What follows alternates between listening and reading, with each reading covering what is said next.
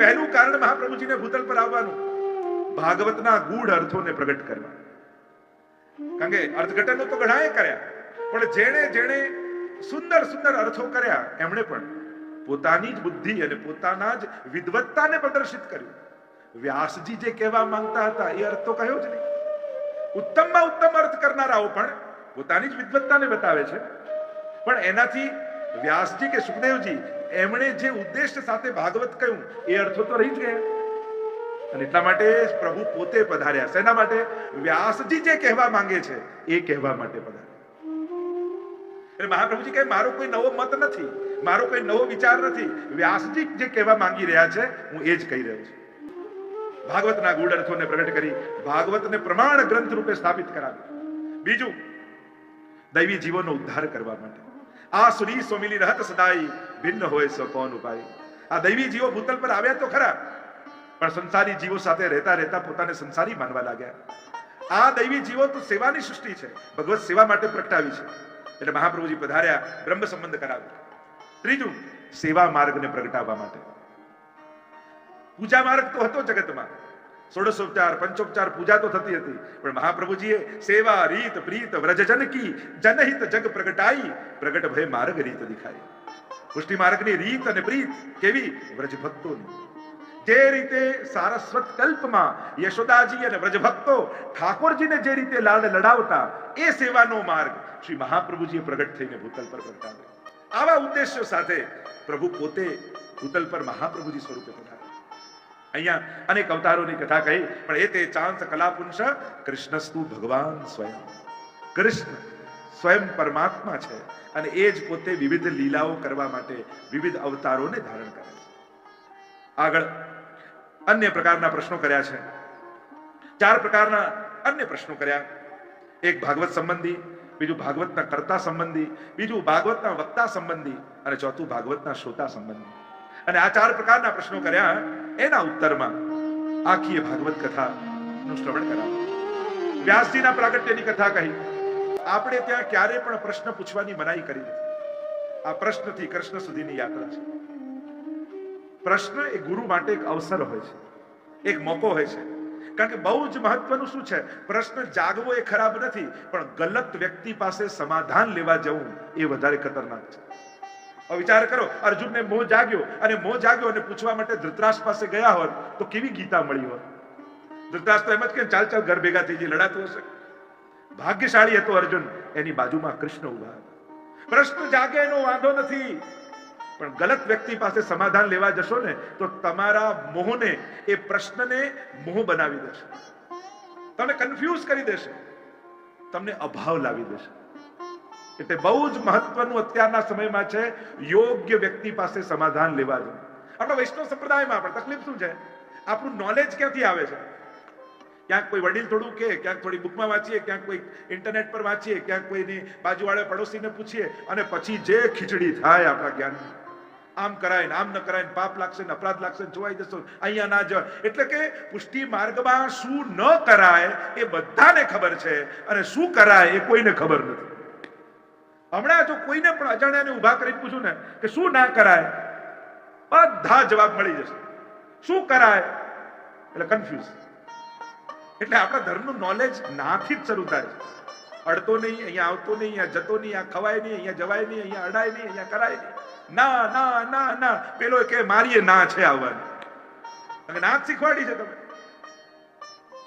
કોઈ એવી વ્યવસ્થા આપણી પાસે નથી કે જ્યાં ફોન કરીને પૂછીએ, જેની પાસે જઈએ, યોગ્ય ઓથેન્ટિક પર્સન પાસેથી સમાધાન. જો કડા એમ કે અમારા ઘરમાં તો કંકુ નીકળ્યું, ભભૂત નીકળ્યું. આ કંકુ ને ભભૂત ચમત્કાર નથી, આખે આખો તમારી ભીતરથી વૈષ્ણવ નીકળ્યો, આ મોટો ચમત્કાર છે જે ક્યાંય ખોવાઈ ગયો હતો. તમારી ભીતર, એક સાધારણ વ્યક્તિની ભીતર એક વૈષ્ણવતાનું પ્રાગટ્ય થવું, આ સૌથી મોટું. આખે આખો માણસ બદલાય ને એ સૌથી મોટો ચમત્કાર છે. અને આ ચમત્કાર રોજ બરોજ જોઈ રહ્યા છે. અને આ પ્રભાવ મહાપ્રભુજીનો છે, આ ભગવદીઓની વાણીનો છે, આ શાસ્ત્રોનો છે. વ્યક્તિઓ તો નિમિત્ત હોય છે, પણ મૂળ વાત મહાપ્રભુજી કંઈક કરાવે એટલે કહેવાનો મારો અર્થ, પ્રશ્ન ખરાબ નથી, શંકા ખરાબ નથી, ગલત વ્યક્તિને પૂછવા જવું બહુ ખતરનાક છે. યોગ્ય વ્યક્તિ પાસે સલાહ લો, ઓથેન્ટિક પર્સનો પાસેથી પૂછો. ધર્મોના પણ પ્રશ્ન, ભલે ભગવાનનો હું નથી માનતો એ વાત ગુરુ પાસે આવીને કરો, કેમ હું માનું? સમાધાન છે, ઉત્તર છે. યોગ્ય વ્યક્તિ પાસે પૂછવા ન જાઓ અને વડીલો એમ કે તારામાં તો ભાવ જ નથી, નાના કોઈ જવાબ થોડી હોય, આવું કોઈ પૂછાતું હશે એટલે તમને એમ થાય જો એમની પાસે જવાબ નથી, હું સાચો છું પેલા ખોટા છે. જવાબ ન આપનારા વ્યક્તિ પાસે જવાબ લેવા જશો ને અને નહીં આપી શકે તો તમારી શંકા દ્રઢ થઈ જશે અને નુકસાન તમને જ થશે. દરેકના જવાબ છે, પ્રશ્ન છે તો દરેક પ્રશ્નનો જવાબ પણ આ દુનિયામાં છે. જવાબ ન હોત તો પ્રશ્ન પેદા જ ન થયો. પ્રશ્નની જનની જ ઉત્તર છે. અને એક વસ્તુ યાદ રાખો, કોઈ શબ્દો જવાબ નથી હોતા, શ્રદ્ધા જ જવાબ હોય છે. જ્યારે શ્રદ્ધા પેદા થઈ જાય ને આપમેળે જીવનમાં સમાધાન આવવા લાગે. બાકી તો દરેક જવાબમાં એક પ્રશ્ન પણ છે, જેને પૂછવું જ છે અને સમાધાન મેળવવું જ નથી તો એને ક્યાંય મળશે કે એને મેળવવું જ નથી. એને તો એના પ્રશ્નને જીવંત રાખવો છે. અહીંયા કહ્યું કે વ્યાસજીના મનમાં શોક છે અને શોકાતુર થઈને બેઠા છે આશ્રમમાં અને એટલામાં દૂરથી અવાજ સંભળાયો, શ્રીમન નારાયણ નારાયણ નારાયણ. આચાર્ય પધાર્યા, મારા ઘરે મહાત્મા પધાર્યા, મારા ઘરે ભગવતી વૈષ્ણવ પધાર્યા. એટલે જ આપણે ત્યાં પધરામણી કરાવતા હોય. પધરામણી શું? કારણ કે આચાર્યોના ચરણ, ભગવતીઓના ચરણ એ તો ચાલતા ફરતા તીરથ છે. આપણા ઘરને તીરથમાં નથી લઈ જઈ શકતા, પણ તીરથ રૂપી ચરણ જો આપણા ઘરે પધારે ને તો ઘરના સમસ્ત પાપ નિર્મૂલ બની જાય. તીર્થ સકલ સનાથ કીધા ચરણ રેણુ સમા. વલ્લભાખ્યાનમાં ગોપાલદાસજી કહે મહાપ્રભુજી તીર્થોમાં પધારે. પ્રશ્ન કર્યો, મહાપ્રભુજીને તીર્થયાત્રા કરવાની શું જરૂર છે? તો કે ના, મહાપ્રભુજીને તીર્થોની જરૂર નથી, પણ તીર્થોને આચાર્યોની જરૂર છે.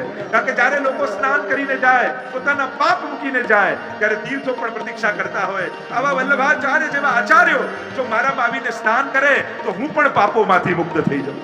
આમ જે તીર્થોને પણ પવિત્ર કરે એ જ મહાત્મા છે. નારદજી પધાર્યા, ઉભા થઈ ગયા વ્યાસજી, પધારો પધારો પધારો. શેરી વળાવી સ્વચ્છ કરું ઘેર આવો. કેવો ઉમળકો હોય આપણને. અરે મારા ઘરે વલ્લભ પધારી રહ્યા, ઇન પલકન સો મગ જારે હો બ્રજ ગલિયન કી ધૂળ. હરિરાયજી તો કહે મારા પાપણથી રસ્તો ચોખ્ખો કરું, મારા વલ્લભ પધારી રહ્યા. वल्लभ आवत मैं सुने कछु नियरे कछु दूर और इन पलकन सो मग जार्यो हो ब्रज गलियन की दूर. મારી પાપણથી રસ્તો ચોખ્ખો. દબલાજી માર્ગ પર દ્રષ્ટિ કરીને બેઠા છે. મહારાષ્ટ્રનું એ વર્ધા ગામ હજી મહાપ્રભુજી મળ્યા નથી, પણ વલ્લભને મેળવવાની આકાંક્ષા છે. ક્યારે મારા વલ્લભ આવશે, ક્યારે મારા વલ્લભ. અને ભાઈઓના ભાગલા પડી રહ્યા છે ઘરમાં, આટલું ધન તારું, આટલું ધન તારું. અને દમલાજી માર્ગ પર, રાજમાર્ગ પર દ્રષ્ટિ કરીને બેઠા છે. અરે એટલામાં ભાગ્યને વલ્લભ ભૂત લાય, સાક્ષાત સૂર્ય મનુષ્યનો દેહ ધારણ કરી ધોતી ઉપરનો પહેરીને રાજમાર્ગે નીકળ્યો હોય એવું તેજ મારો રસ્તા પર આવતું દેખાયું. સીડી સુધા નથી ગયા દમલાજી, બારીમાંથી છલાંગ લગાવી અને વલ્લભના ચરણોને પકડી લીધા. આવો ભાવ દ્રઢઈને ચરણને કેરો. નારદજીને પધરાવીને લાવ્યા. વ્યાસજી શોકાતુર કેમ છો? આટલા ગ્રંથોની રચના કરી છતાં ચિત્તમાં આનંદ નથી, પ્રસન્નતા નથી. નારદજી કહેવા લાગ્યા, ધર્મનું તો વિસ્તારથી વર્ણન કર્યું વ્યાસજી, પણ ધર્મીનો વિમલ યશ ગાવાનો રહી ગયો છે. જેના માટે આ બધું છે એને જ ગાયા નહીં તો આનંદ ક્યાંથી આવશે? આ ધર્મ પણ ધર્મીને મેળવવા માટે છે. આપે ધર્મ, અર્થ, કામ અને મોક્ષનું તો વિસ્તારથી વર્ણન કર્યું, પણ આ ચારે દ્વારા જેને મેળવવાનો છે એ પ્રભુના વિમલ યશ ગાવાનું તો ભૂલી જ ગયા. આ ચારે પુરુષાર્થ દ્વારા પંચમ પુરુષાર્થ એ તો ભક્તિ છે. અને ભક્તિ ન ગાઈ, ભાવને ન ગાયો, અને એ ભાવથી જેને મેળવવાનો છે એ ભગવાનને ન ગાયો, ત્યાં સુધી બધું જ અધૂરું છે.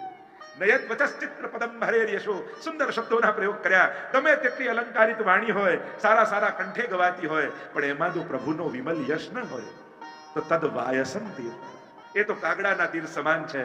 પરમહંસોને એમાં આનંદ આવતો નથી. ભગવતીઓને તો ભગવાનને ગાવામાં આનંદ છે. ગાવું હોય તો પ્રભુનું વિમલ યશ ગાઓ. આપણે ત્યાં એટલે તાનસેનની વાર્તા આવે ને કે ગુસાઈજીએ 500 સોના મોર આપી, પણ ઉપર કોડી મૂકીને આપી. કહ્યું મહારાજ આ કોડી કેમ?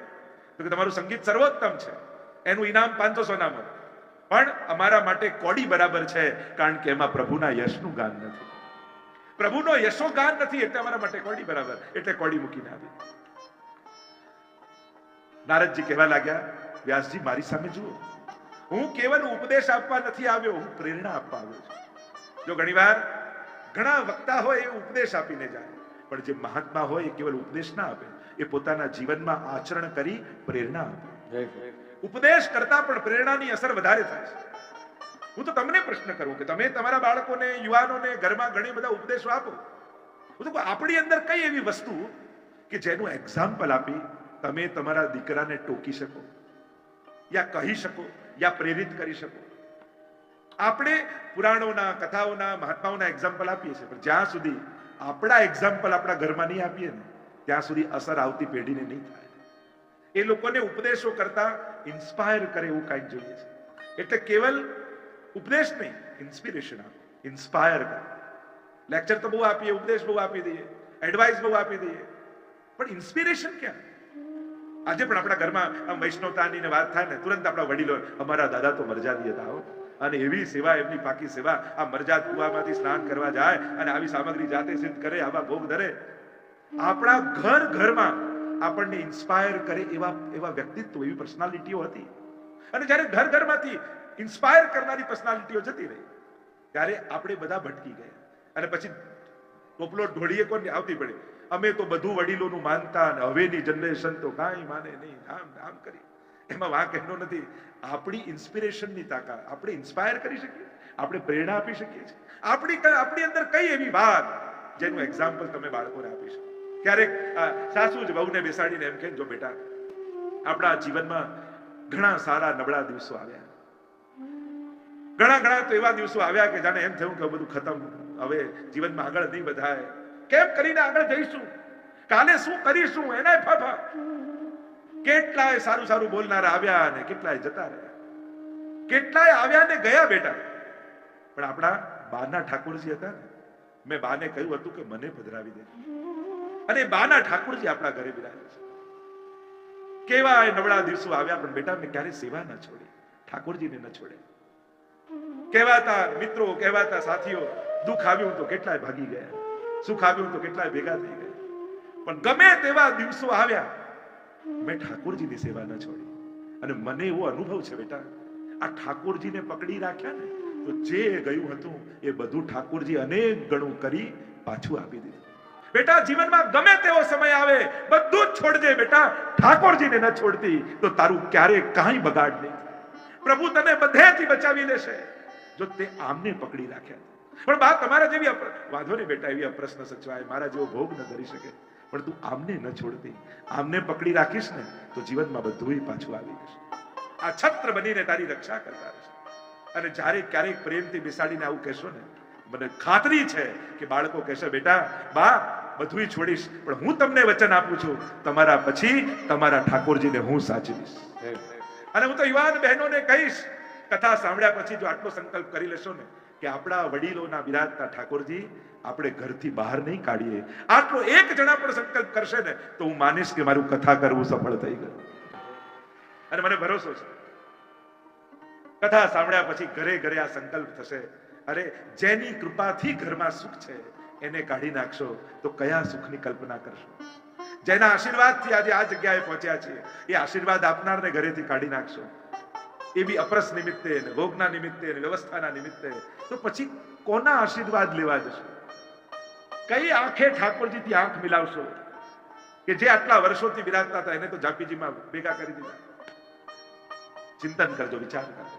અહીંયા નારદજી કહેવા લાગ્યા, મારી સામે જુઓ વ્યાસજી, દાસીનો પુત્ર તો પૂર્વ જન્મમાં પોતાના જન્મની કથા કહી, પૂર્વ જન્મની એક્ઝામ્પલ પોતાનું આપ્યું. દાસીનો પુત્ર, મારા ગામમાં કેટલાક મહાત્માઓ આવ્યા અને મારી માં અને હું અનાથ સેવામાં રાખી દીધા. ચાકરી કરીએ મહાત્માઓની, રોજ રાતના સત્સંગ થાય, સાંભળું, અને સાંભળતા સાંભળતા મારું મન પવિત્ર થઈ ગયું. ઘણી વાર લોકોને એવી ધારણા, આ બધું અમને ન સમજાય તો અમે કથામાં ના આવીએ. અરે સાંભળો તો સમજાય ને. લોકોના લોજિક કેટલા ઊંધા હોય છે. આ તો એવું જ થયું, મને તરતા આવડશે ને ત્યારે જ પાણીને અડીશ. અરે પાણીમાં ઉતરે તો આવડે ને. ઘણા લોકો કે અમને સેવા નથી આવડતી એટલે કરતા નથી. કેટલો રોંગ લોજિક. કરશો તો આવડશે ને. અમને આ પાઠ આવડતો નથી ને એટલે કરતા નથી. અને 2 વાર વધારે કરતો આવડશે, કરીશ જ નહીં તો બિલકુલ નહીં આવડે. આપણા લોજિક જ કેટલા ખોટા હોય છે. કોઈ એમ કે મને સાયકલ ચલાવતા આવડી જાય પછી જ લઈશ તો આવડે? અરે ચલાવે તો આવડે કે નહીં? સાંભળે તો સમજાય કે નહીં, કરે તો આવડે કે નહીં? આપણી આ ખોટી ધારણાઓ જે બાંધી રાખી છે ને એને છોડો. ક્યારેક લાલનને ગોદમાં લેશો ને, આપ મળે લાલનને વાલ આવવા લાગશે. અરે મારો લાલન, હું એના શિંગાર ધરું, એને માળા ધરું, એને. અરે ક્યારેક એવું કરો કે બા ભલે તમે જાઓ છો ને ઠાકોર, બીજા કોઈને ત્યાં નહીં, ભલે તમારા જેવું નહીં, પણ મને સેવા કરવા દેશો. થોડાક દિવસ સેવા કરશે ને, આપ મળે પ્રેમ જાગશે. અવસર આપો, મોકો આપો. ગોરજા સમરાઈની વાર્તા નથી આવતી? હવે જો સાસુ એમ કીધું તને તો આવડતું જ નથી, બીજાને પધરાઈ જવું, તો ક્યારે વહુ પર કૃપા થાય? અવસર આપ્યો તો કૃપા થઈ. એટલે નવી જનરેશનને મોકો આપો, અવસર આપો. બેટા, તારો જન્મદિવસ છે, આજે બધા જ આવશે, મોટી પાર્ટી થશે, બધાને જમાડીશું અને બધા જ ખૂબ આનંદ કરીશું. પણ જેની કૃપાથી આપણે આજે સુખી છીએ એને ભૂખ્યો રાખીશું? રોજ મારા હાથે બધો સામગ્રી બનાવો અને ખબર નહીં ઠાકોરજીને ગમતી હોય ન ગમતી હોય. આજે બેટા તારો જન્મદિવસ છે ને, આજે તું તારા હાથે શીરો કર. બા મને તો બિલકુલ નથી આવડતું. અરે ટ્રાય તો કર. મારા હાથનું આરોગ્યને કંટાળી ગયા છે ઠાકોરજી, આજે તું બનાવ. અને વહુએ ટ્રાય કર્યો, ઘી નાખ્યું, શેકવાનું શરૂ કર્યું અને એવો ઢીલો થયો શીરો. તો એ બા એમ કે જો મારા હાથે રોજ કડક થાય છે ને એટલે ઠાકોરજીને આજે ઢીલો શીરો આગળ હશે. પણ રંગ કેટલો સારો છે. તું કટોરીમાં ધરીને ઉપર બદામ પિસ્તા ભભરાવ તો ખરા. તારા હાથે આરોગ્ય, તારો જન્મદિવસ છે આજે. ઠાકોરજી કેટલા રાજી થશે. અને જ્યાં વહુએ ધર્યો, ભોગ સરાયા અને બાએ એમ કીધું જો આજે ઠાકોરજી કેટલા રાજી દેખાય છે, કેટલા મરક મરકી રહ્યા છે. તારા હાથનું ઠાકોરજીને બહુ ભાવતું લાગે છે. એમ કરજે દર એકાદશીએ તું જ બનાવજે. તારું ઠાકોરજીને બહુ ગમે છે, મારું તો આરોગ્યને કંટાળી જાય. ક્યારેક આવો પ્રયાસ કરીએ, કોશિશ કરીએ. અને હું તો કહું, એ વહુ અને દીકરાના પણ ભાગ્ય છે કે એમનો જન્મ એવા ઘરમાં થયો છે જ્યાં ઠાકોરજી બિરાજે છે. ક્લબમાં ફેરવનારા તો ઘણા મળશે, નસીબ વાળા છો કે તમારા ઘરમાં હવેલીમાં લઈ જનારા લોકો છે. સૌભાગ્યશાળી છે. હું તો કહું એ પુરુષ ભાગ્યશાળી છે કે ઘરમાં કોઈ તહેવાર કે એકાદશી છે, ઉતાળે બેગ લઈને ઓફિસે જતો હોય અને પાછળથી બહેનનો અવાજ સંભળાય કે સાંભળો તો ખરા, આજે એકાદશી છે, ઠાકોરજીને દંડવત કરીને તો જાઓ. આવું જો ઘરમાં કોઈ યાદ અપાવનારું હોય ને તમારા, તો તમારી જાતને નસીબ વાળા માનજો કે આ વ્યક્તિને કારણે અમારા ઘરમાં ધર્મ ટક્યો છે, આ વ્યક્તિને કારણે અમારા ઘરમાં સેવા ટકી છે, આ વ્યક્તિને કારણે અમારા ઘરમાં સંસ્કાર ટક્યા છે. તમારી લૌકિક વ્યસ્તતામાં પણ તમને કોઈ ભગવાન યાદ અપાવનારું ઘરમાં હોય તો તમારી જાતને નસીબ વાળા કે તમે એવા ભાગ્યશાળી વ્યક્તિ છો કે આવી લૌકિકતામાં પણ તમને કોઈ પ્રભુનું સ્મરણ કરાવે છે. આ તમારું સૌભાગ્ય છે. પોતાની જાતને ભાગ્યશાળી માનવું જ્યારે આવા પરિવારમાં રહેવાનો અવસર મળે. નારદજી કહે, સંતોનો આચાર્યોની વાણી સાંભળી મન નિર્મળ બન્યું. મહાપુરુષો ચાતુર્માસ પૂરા થયા એટલે જવા લાગ્યા. હું ચરણોમાં પડ્યો, કહ્યું કે મને પણ સાથે લઈ જાઓ. મહાત્માઓએ કહ્યું, લઈ તો જઈએ, પણ તું તારી માનો એકનો એક દીકરો અને પછી તારી માનું સહારો કોણ? તું પહેલા એમની આજ્ઞા લઈ આવ. માને પૂછવા ગયા. માતાએ કહ્યું, બેટા તું એકનો એક દીકરો, તું જતો રહે તો મારું કોણ? ન જવા દીધા. મહાત્માઓ નીકળી ગયા. એકવાર નારદજી કહેવા લાગ્યા, મારી માં ગૌશાળાથી જતી હતી, સર્પનો દંશ વાગ્યો, ઉદ્ધાર થયો માતાનો. હવે કોઈ રોકનારું હતું નહીં. પ્રભુનું નામ લેતો લેતો ઉત્તર દિશા તરફ હું આગળ નીકળ્યો. ભગવત નામનું ઉચ્ચારણ કરતો કરતો આગળ જવા લાગ્યો ઉત્તર દિશા તરફ. નદી, પર્વતો, વનોને પસાર કરતા કરતા એક વિશાળ વટવૃક્ષ હતું, એની નીચે જઈને બેઠો, સમાધિ લગાવી. પરમાત્મા આવ્યા ધ્યાનમાં. કહ્યું, નારદજી, આ જન્મમાં તમને મારો અનુભવ નહીં થાય. પ્રલય કાલ નજદીક છે, બધું જ પ્રલય થઈ જશે. ફરી સૃષ્ટિનું સર્જન કરીશ, ત્યારે મારા અવતાર રૂપે તમે પ્રાગટ્ય લેશો. અને જેમ પરમાત્માએ કહ્યું એમ જ ફરી સૃષ્ટિના સર્જન સમયે બોલો નારદ ભગવાન કી જય. વીણા હાથમાં છે, ત્રિલોકમાં પરિભ્રમણ કરું છું, ભગવત નામનું ઉચ્ચારણ કરું છું. ભગવદ અવતાર છે. પ્રભુના વિમલ યશને ગાવા માત્રથી જીવનનો પરમ ફળની પ્રાપ્તિ મેં કરી. વ્યાસજી, તમે પણ આ સર્વ ધર્મોનું ફળ એ ધર્મી અને એનું વિમલ યશ એ ભાગવતજીમાં છે. તમે ભાગવતજીની રચના કરો. તમારા હૃદયમાં બિરાજમાન છે, જેનું મહાત્મ્ય તમે પદ્મ પુરાણ અને સ્કંદ પુરાણમાં લખ્યું છે. એ ભાગવતજી સમાધિ ભાષા છે. સમાધિમાં બિરાજમાન થાઓ અને ભાગવતજીની રચના કરો. નારાયણ નારાયણ કરતા નારદજી તો પધારી ગયા અને વ્યાસજી સરસ્વતીમાં સ્નાન કરી સમાધિમાં બિરાજમાન થયા. ત્રણ ભાષા ભાગવતજીમાં છે, મહાપ્રભુજી સમજાવે. લૌકિક ભાષા, પરમત ભાષા અને સમાધિ ભાષા. પરમત જેમાં બીજાનો મત કયો હોય, લૌકિક જેમાં કેવલ કુદરતનું ને પ્રકૃતિનું વર્ણન હોય, અને સમાધિ જે સમાધિમાં વ્યાસજીને દર્શન થયા. સમાધિ ભાષા વ્યાસસ્ય પ્રમાણમ ચતુષ્ટયમ, એને પ્રમાણ ગ્રંથ રૂપે મહાપ્રભુજી સ્વીકાર્યું છે. વ્યાસજી બિરાજમાન થયા, ગણેશજી લખવા માટે બિરાજમાન થયા અને જ્યાં સમાધિમાં બિરાજ્યા વ્યાસજી, ભાગવતની લીલાઓ પ્રગટ થવા લાગી. ઋષય મંત્ર દ્રષ્ટારઃ, ઋષિઓ મંત્રોને લખતા નથી, જુએ છે, એને સમાધિમાં દેખાય છે. એમ વ્યાસજીને ભાગવતજી દેખાયું સમાધિ. 18,000 શ્લોકનું આ ભાગવત. અને ભાગવતજી સમાધિ ભાષામાં દેખાતા દેખાતા મહાભારતનો રણ સંગ્રામ દેખાયો. 18 દિવસમાં મહાભારતનું યુદ્ધ સમાપ્ત થયું છે. હજારો લોકોના મૃતદેહો કુરુક્ષેત્રના મેદાનમાં પડ્યા છે. કોઈના કપાયેલા હાથ, કોઈના કપાયેલા મસ્તક, કોઈના કપાયેલા ધડ, લોહીની ધારો વહી રહી છે. આકાશમાં ઉડતા ગિદ્ધ અને સમડીઓ નીચે આવી આવી માંસના લોંદાઓ ખેંચી રહ્યા છે. ચારે બાજુ દુર્ગંધ વ્યાપી છે. શ્વાન અને શિયાળ જેવા પશુઓ એ મડદાઓમાંથી માંસો ખેંચી રહ્યા છે. દૂર દૂરથી સ્ત્રીઓના રડવાના અવાજ સંભળાય છે. બાળકોની ચિત્કારીઓ સંભળાઈ રહી છે. હજારો લોકોના મડદાઓ ખડકાયા છે. ન ગમે એવું દ્રશ્ય દેખાઈ રહ્યું છે. આખા વાતાવરણમાં દુર્ગંધ વ્યાપી છે. અને એટલામાં મડદાઓના ઢગલામાં અશ્વત્થામાં ઢગલાઓને મડદાઓને ખસેડતો ખસેડતો પોતાના મિત્ર દુર્યોધનને શોધી રહ્યો છે. અને એટલામાં દૂરથી અવાજ સંભળાયો, મિત્ર! કાન ઊંચા થઈ ગયા અશ્વત્થામાં. આ તો દુર્યોધનનો અવાજ છે. અને જ્યાંથી અવાજ સંભળાયો દોડતો દોડતો દોડતો પહોંચી ગયો. લોહીના ખાબોચિયામાં અંતિમ શ્વાસો ગળી રહ્યો છે દુર્યોધન. તારી આ દશા મિત્ર! હા, ભીમે ગદાઓના પ્રહાર કરી કરી મારી જંઘાઓને ધ્વસ્ત કરી. દુર્યોધનને વરદાન છે, એક સાથે એક ક્ષણે હર્ષ અને શોક આ બંને લાગણી એક જ ક્ષણે અનુભવાય તો જ દુર્યોધનનું મૃત્યુ થાય. એટલે હજી શ્વાસો બચી છે દુર્યોધનની. અશ્વત્થામાને કહેવા લાગ્યો, હવે બહુ સમય મારી પાસે નથી, મારી અંતિમ ઈચ્છા પૂરી કર મિત્ર. હાથમાં હાથ મૂકીને વચન આપ્યું, વચન આપું છું, તારી છેલ્લી ઈચ્છા હું પૂરી કરીશ. બતાવો શું છે તારી અંતિમ ઈચ્છા? અને દુષ્ટની ઈચ્છા પણ દુષ્ટ. દુર્યોધન કહે છે કે મરતા પહેલા 5 પાંડવોના કપાયેલા મસ્તક જોવા માંગુ છું. અને અશ્વત્થામા હાથમાં હાથ મૂકીને કહે છે, તને વચન આપું છું, કાલે સૂરજનું પહેલું કિરણ નીકળે ત્યારે 5 પાંડવોના કપાયેલા મસ્તક લાવી તારા ચરણોમાં ફેંકીશ. વચન આપી તો દીધું, પણ સામી છાતીએ લડવાની તાકાત અશ્વત્થામાની નથી. કૃપાચાર્ય આદિ તો હટી ગયા, ઉપાપ અમે ન કરીએ. અશ્વત્થામા વિચાર કરે છે, રાતના સૂતા હોય પાંડવ ત્યારે ખડગ લઈને જાઉં અને સૂતા પાંડવોના શિરચ્છેદ કરી અને લઈને આવું અશ્વત્થામાના ચરણોમાં, દુર્યોધનના ચરણોમાં ફેંક. પ્રભુ જાણી ગયા અને પ્રભુએ 5 પાંડવોને કહ્યું, ચાલો મારી સાથે, મારે તમારી જોડે મંત્રણા કરવી છે.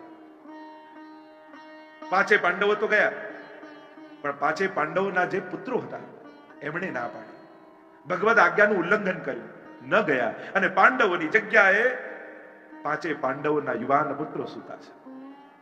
સામી જાતિ લડવાની તાકાત તો નથી. લુપાતો છુપાતો રાતના સમયે ખડગને લઈ પ્રવેશ કરે છે છાવણીમાં અશ્વત્થામા. 5 પુત્રો સૂતા છે. થયું કે પાંડવો સૂતા છે. સૂતેલા પુત્રોના શિરચ્છેદ કરી પોટલામાં બાંધી ભાગ્યો અશ્વત્થામા. ભાગતો ભાગતો ભાગતો ભાગતો જ્યાં લોહીના ખાબોચિયામાં અંતિમ શ્વાસો ગણી રહ્યો છે, દુર્યોધન પાસે પહોંચ્યો. સૂરજનું કિરણ નીકળ્યું. બતાવો અશ્વત્થામા તે વચન નિભાવ્યું કે નહીં? અરે વચન નિભાવીને આવ્યો છું. બતાવો. મનમાં હર્ષ થયો કે 5 પાંડવોના કપાયેલા મસ્તક બતાવો. અને જ્યાં ફેંક્યા, ફેંકતાની સાથે દુર્યોધને જોયું, અરે અશ્વત્થામા, તે આ શું કર્યું? આ પાંડવો નથી, પાંડવોના પુત્રો છે. તે તો અમારી પાછળ કોઈ તર્પણ કરનારું ન રહેવા દીધું, કોઈ શ્રાદ્ધ કરનારું ન રહેવા દીધું. આ બાળકોએ મારું શું બગાડ્યું છે?